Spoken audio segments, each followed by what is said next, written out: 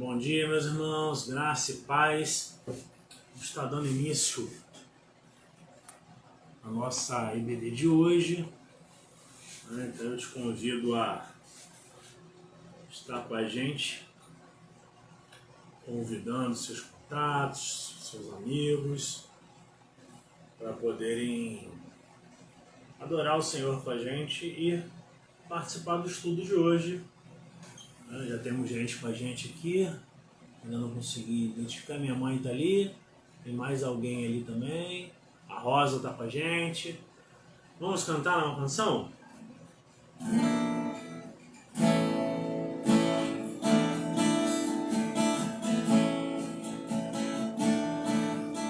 Cada vez que a minha fé é provada, tu me dás a chance de crescer um pouco mais. As montanhas e vales, desertos e mares que atravesso e levam pra perto de ti. Minhas provações não são maiores que o meu Deus e não vão me impedir de caminhar. Se diante de mim não se abrir o mar, Deus vai me fazer andar por sobre as águas, rompendo em fé. Minha vida se revestirá do teu poder, rompendo em fé. Com ousadia vou mover no sobrenatural, vou lutar e vencer, vou plantar e colher. Cada dia vou viver rompendo em fé, e a cada dia vou viver rompendo em fé, e a cada dia vou viver rompendo em fé. Amém. Vamos orar para a gente iniciar a nossa EBD de hoje. Tem um monte de gente com a gente, só que eu não consigo distinguir pelas fotos, gente. Então, se você pudesse dar um oi pra gente aí, ó. A Rosa tá com a gente, minha mãe tá com a gente também. Vamos orar? Pai de amor, louvado seja o teu nome por mais um dia na tua presença, por mais um domingo. Te pedimos agora que tu possa estar conosco nessa transmissão da Escola Bíblica Dominical e que o estudo de hoje possa ser muito proveitoso para as nossas vidas. Fica conosco, é o que nós te pedimos e desde já te agradecemos, em nome de Jesus. Amém. Vamos lá, gente. Estou tentando ajeitar a luz aqui, mas está difícil. Nosso estudo de hoje, a gente vai dar continuidade ao... o Lindomar está com a gente ali. Fala, Lindomar, beleza? Agora que eu conheci a foto. O nosso estudo de hoje vai ser sobre o livro de Êxodo. A gente vai dar continuidade ao estudo Panorama Bíblico, ok? E, como a gente sempre faz, né, a gente tem alguns objetivos no nosso estudo. E o objetivo nosso vai estar sempre ligado a essas três palavrinhas: o saber, o sentir e o agir. Dentro do saber, o que você precisa saber? É ter a visão panorâmica do Êxodo com ênfase no tema redenção. Essa é a primeira coisa. Humberto está com a gente também, seja bem-vindo, querido. Dentro da palavra sentir, o nosso objetivo vai ser desejar cumprir o plano de Deus para a sua vida. E no agir é louvar a Deus pela redenção, pelo seu guiar no dia, no viver diário. Ok? Então vamos lá. Se quando a gente estudou o Gênesis, a gente viu que o Gênesis relatava o começo do mundo todo, Êxodo vai mostrar o início da nação de Israel. Né? O povo de Deus entra no Egito como família, né? A família de José, e em Gênesis, ele entra no Egito como família de José em Gênesis e sai do deserto como o povo de Israel já no Êxodo. Beleza? Então, isso aí é algo muito interessante para a gente ficar atento. Na história do segundo livro, que é o livro de Êxodo, os hebreus se desenvolvem como povo. São escravizados, ganham uma identidade como nação e recebem o livramento do Senhor. Né? A gente vê que Moisés ele foi o primeiro líder do povo hebreu, dos judeus, de Israel. Né? E em vários textos nós vamos encontrar as habilidades que ele tinha para tal função. Né? E quais foram as marcas do trabalho de Moisés como legislador, administrador de Israel em seus primeiros anos como nação independente e livre. Tá, então vamos lá para aquela visão panorâmica do livro, para a gente ter aquelas informações básicas para a gente compreender. Vamos lá. Primeiro, o autor foi Moisés. A data da escrita foi 1440 a.C. O local onde foi escrito foi no deserto. Qual era o alvo desse escrito? O alvo era o povo de Israel. O versículo-chave eu vou te convidar a ler comigo, que vai estar em Êxodo 3.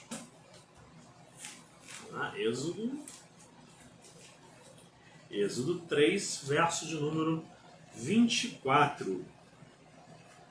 Cadê?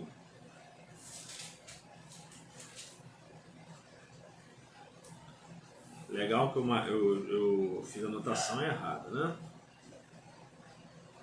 Não é o 24, porque eu não tenho 24.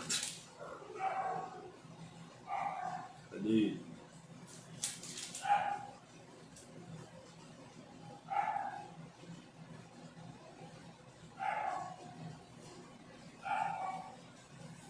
Vou ver se eu acho aqui o versículo.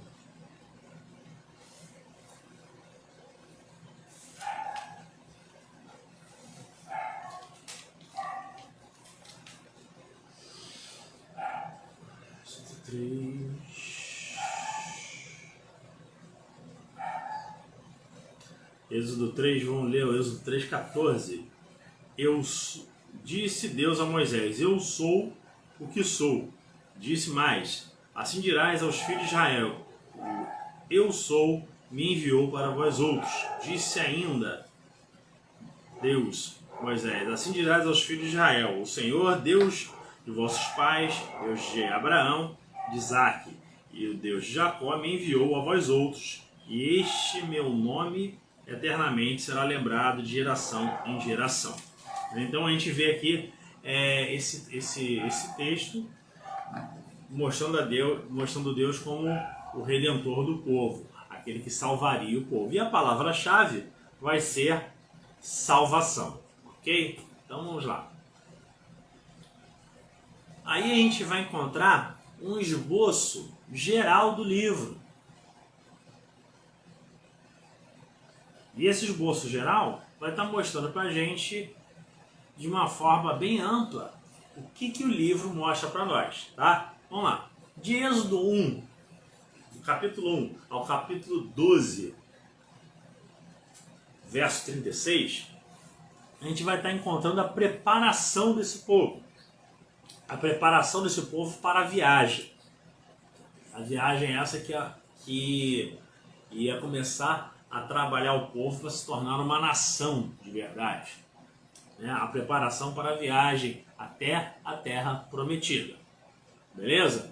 Já de Êxodo 12, do verso 37 até o capítulo 18, verso 27, nós encontramos a peregrinação desse povo no deserto. A gente vê a decolagem e as turbulências que esse povo teve, né? A decolagem é quando o povo começa a sair, e as turbulências, os problemas que tiveram durante toda essa caminhada. Beleza? E o interessante, você vai ver que todas as abordagens que a gente vai fazer assim, aqui, vai falar do que é e vai fazer um paralelo como se fosse uma viagem de avião. Beleza? Vamos lá.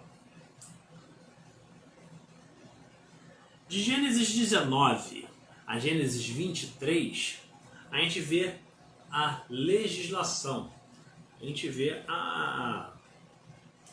as leis sendo criadas, que seria mais ou menos o diário de bordo, seria como as orientações básicas para esse povo poder viver aquilo que Deus queria que eles vivessem, beleza? E da forma correta.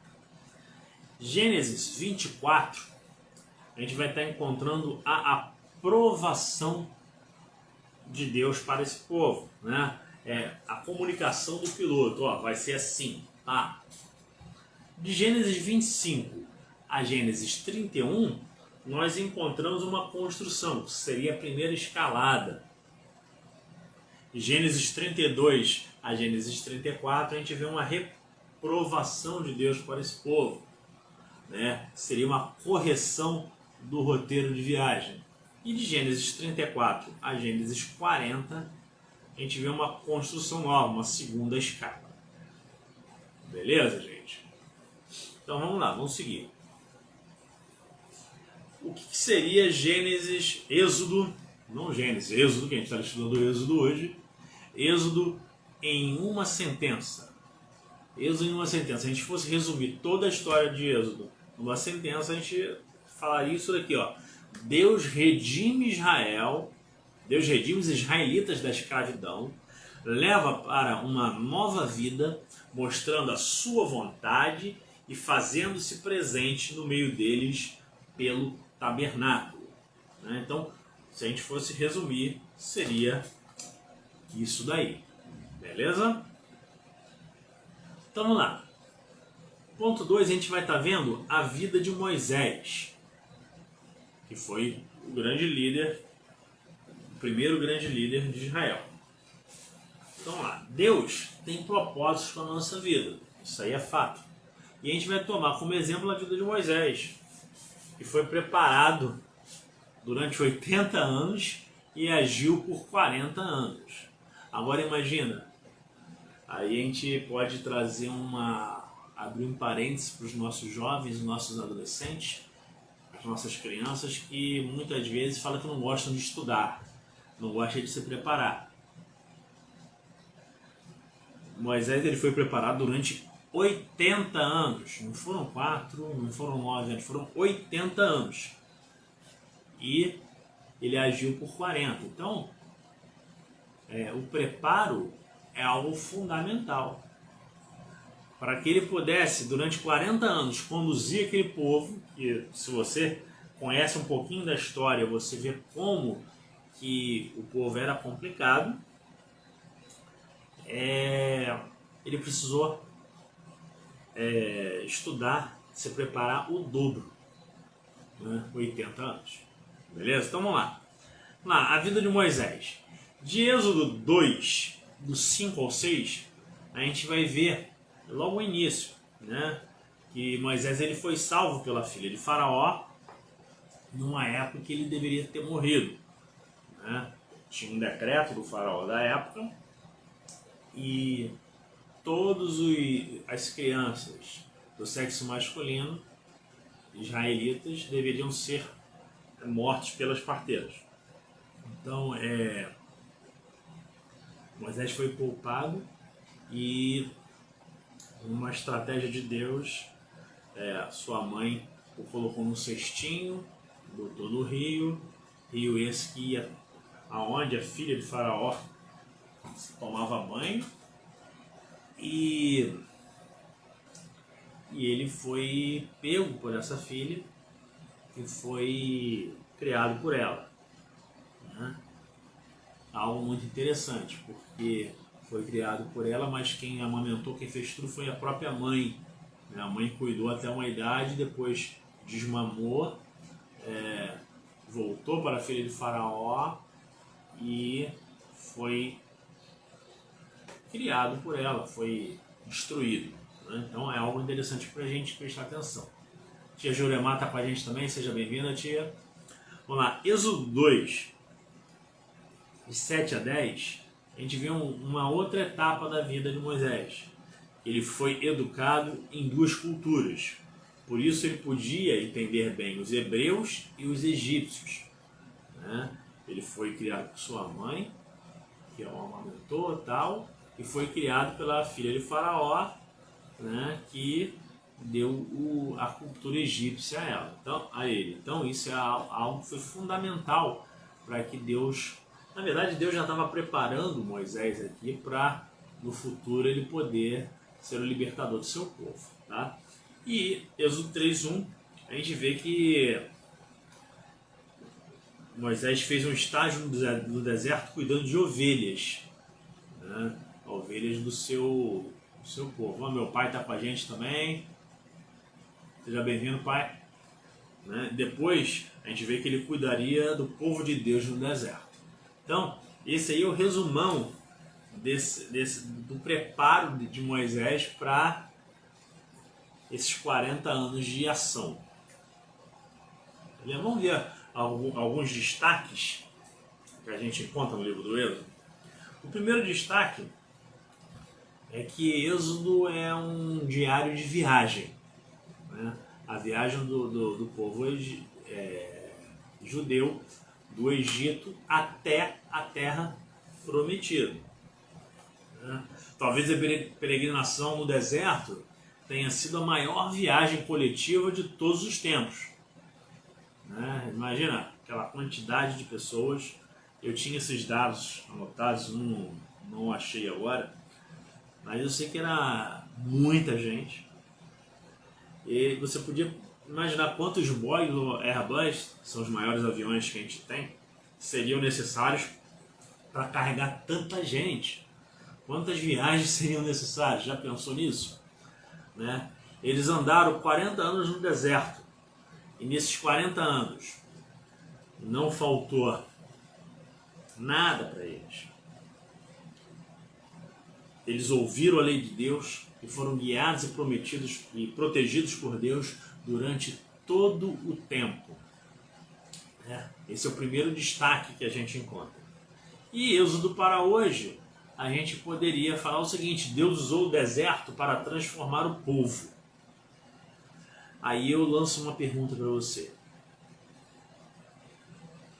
Você pode identificar quem Deus usa para mudar a sua vida e para te ajudar a se livrar dos valores mundanos que ainda estejam no seu coração? Pensa nisso. Reflita nisso. Quem Deus tem usado, o que Deus tem usado para moldar a sua vida, para te transformar, para tirar de dentro de você aquilo de mundano que ainda te atrapalha de servir a Deus plenamente, te atrapalha de ser alguém melhor. Pense nisso, reflita nisso. Beleza? Vamos lá. Segundo destaque. A gente vai ver que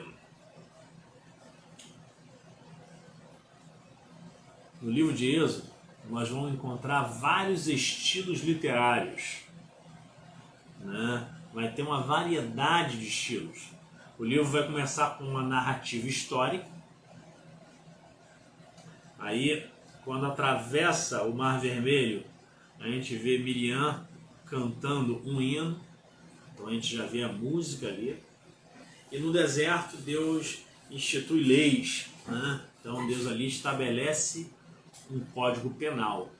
Então são estilos literários totalmente distintos e diferentes, mas de suma importância para o povo. Beleza? E também para você que quer conhecer um pouco mais de Deus e saber aquilo que Deus fez no passado e que continua fazendo e que pode fazer na sua vida ainda. Beleza? E o terceiro destaque que a gente encontra é o tabernáculo. O tabernáculo é montado no deserto, ele é um símbolo de Cristo, já está apontando para Cristo.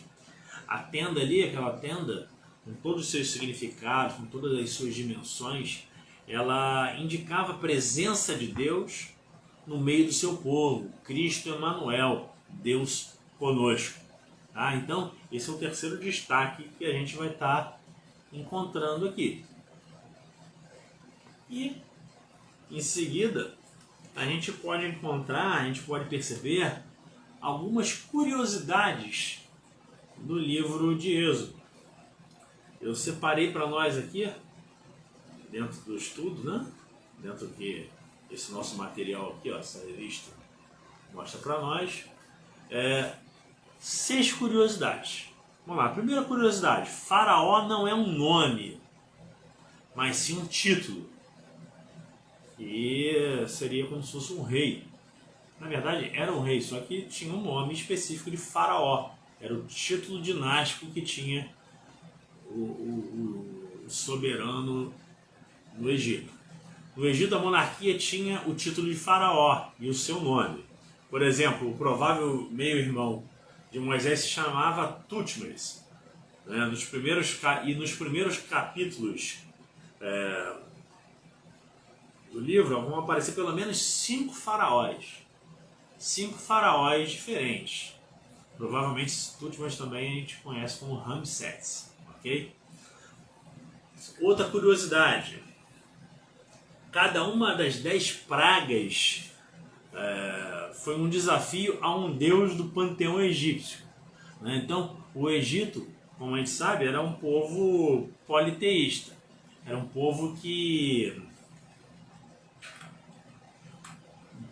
queria um monte de deuses.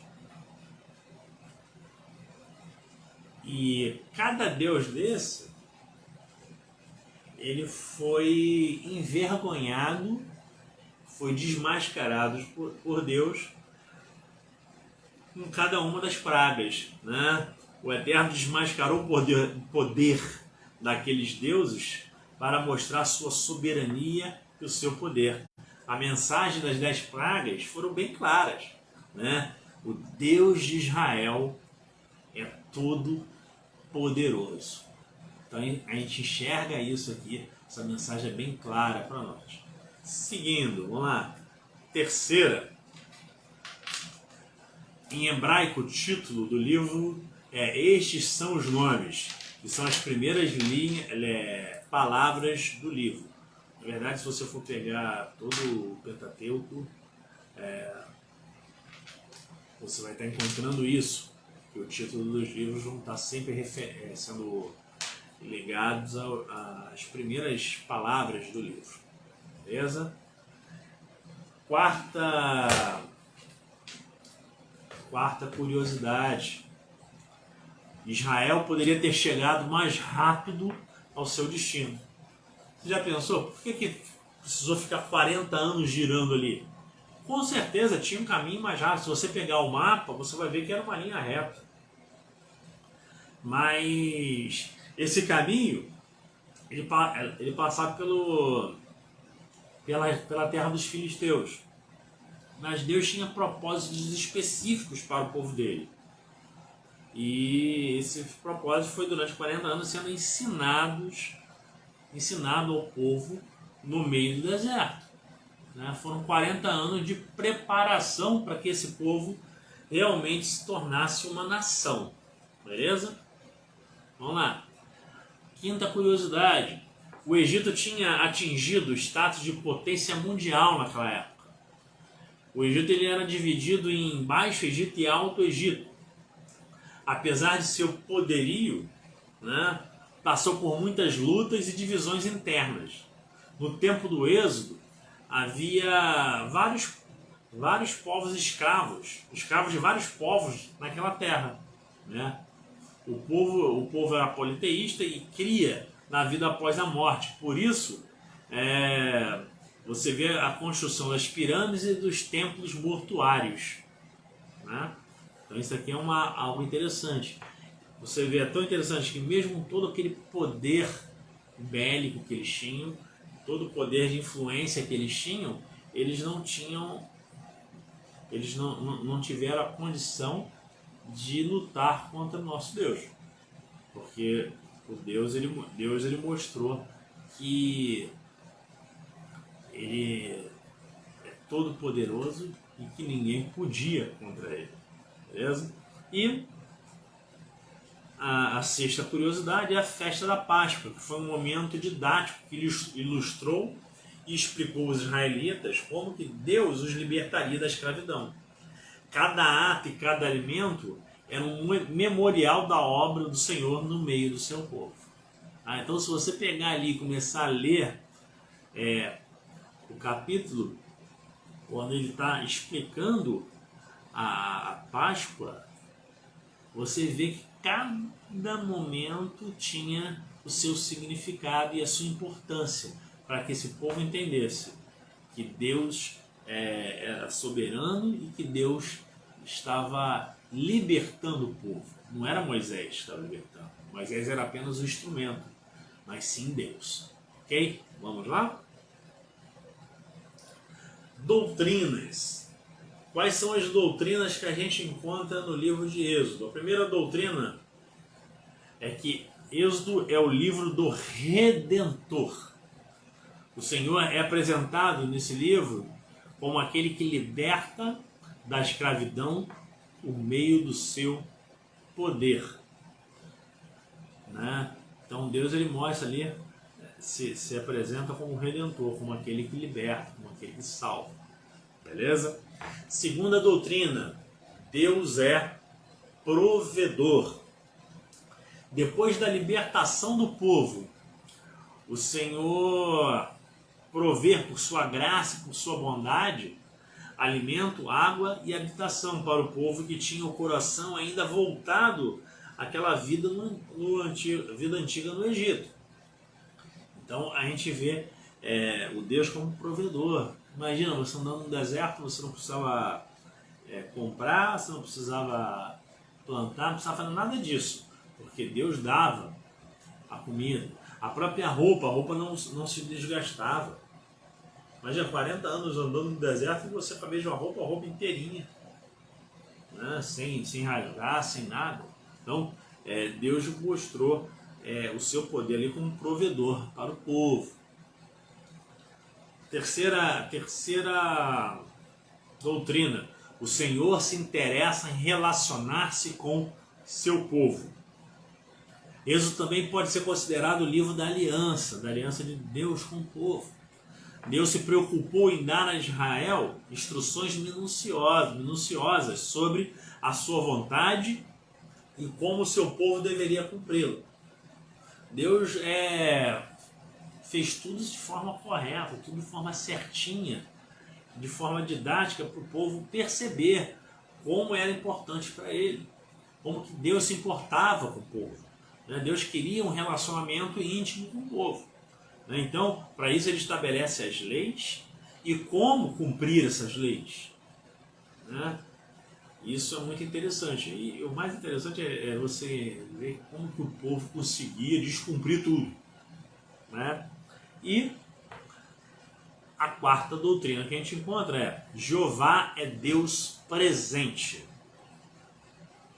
Beleza? Jeová é Deus presente. O tabernáculo é a evidência do Senhor no meio do seu povo.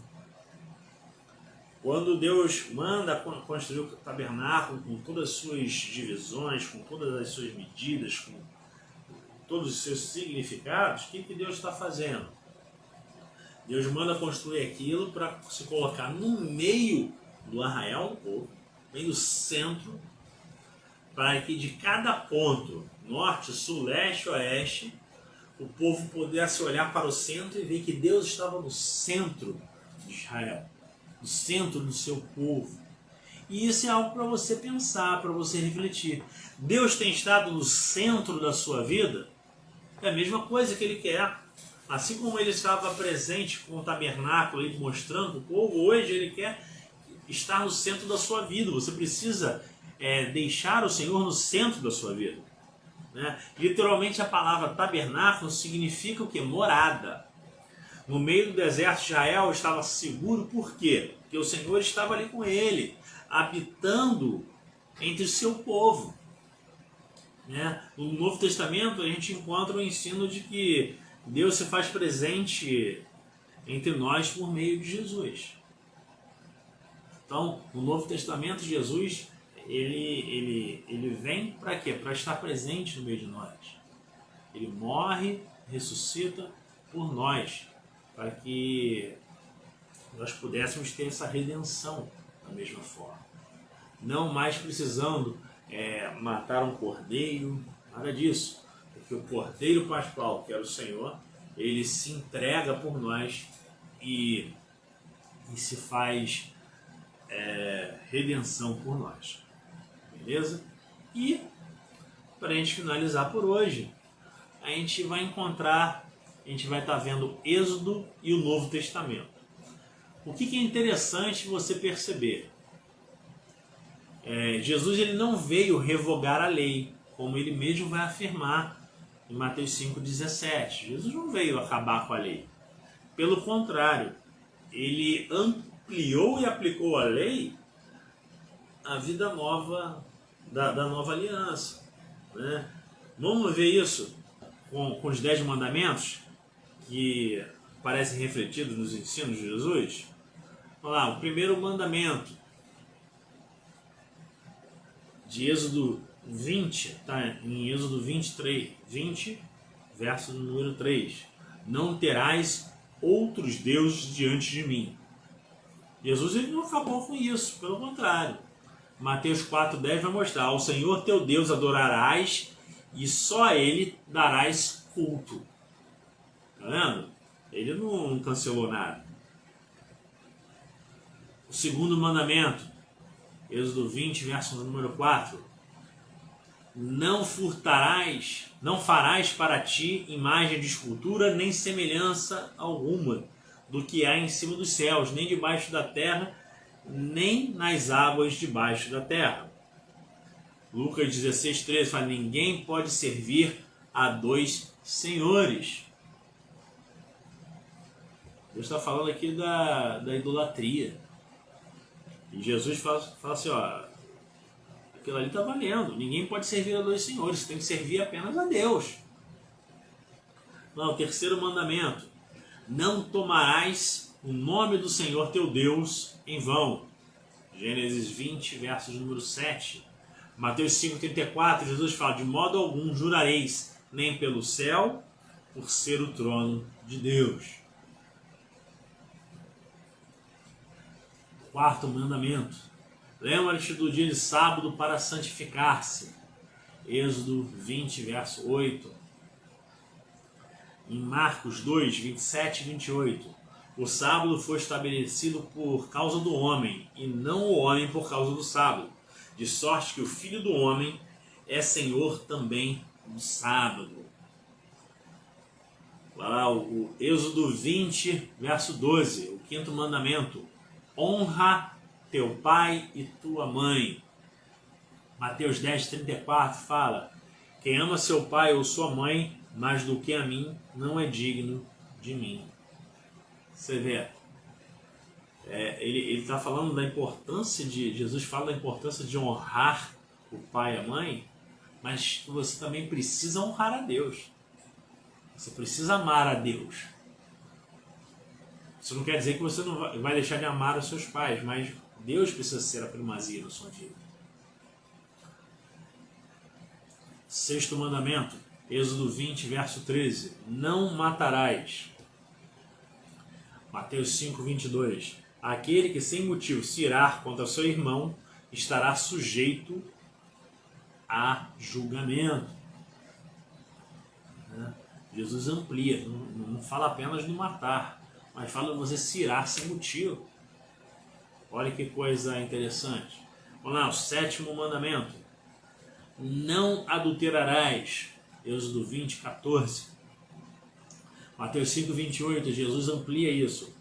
Qualquer que olhar para uma mulher com intenção impura no coração, já adulterou com ela. Olha só, vendo? Oitavo mandamento, Êxodo 20, verso 15, não furtarás. Mateus 5,40. Ó, o Binho está com a gente também. Binho e Renata, sejam bem-vindos. Mateus 5,40. E ao que demandar contigo e tirar-te a túnica, deixa-lhe também a capa. Olha que Jesus está mostrando. Além de não roubar, você tem que entender que as coisas do mundo não são tão importantes. As coisas do mundo têm menos importância. Você não deve roubar nem se apegar às coisas materiais. Lá, oitavo mandamento, Êxodo 20, 16. Não dirás falso testemunho enquanto seu próximo. Mateus 12, 36 diz assim: digo-vos que toda palavra frívola que proferem os homens, dela darão conta no dia do juízo. Jesus fala aqui, ó, além de você não pode dar mau testemunho contra o seu próximo, mas se você der, você vai pagar. Você vai dar conta dela. Não vai ser para as pessoas, você vai dar conta dela diante do Senhor. Jesus amplia muito ali. E o 10º mandamento, não cobiçarás, Êxodo 20, 17. Lucas 12, 15 fala o seguinte: tende cuidado e guardai-vos de toda e qualquer avareza, porque a vida de um homem não consiste na abundância dos bens que ele possui.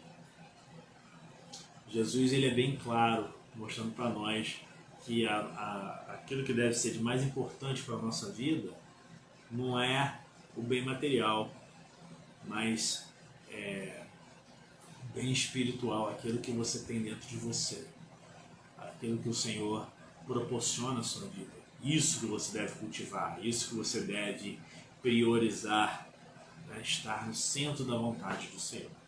E para a gente concluir por hoje, Êxodo é o livro-chave para se compreender bem a história de Israel no Antigo Testamento. Nele vão estar registrados do início de Israel como nação, os registros do início de Israel como nação.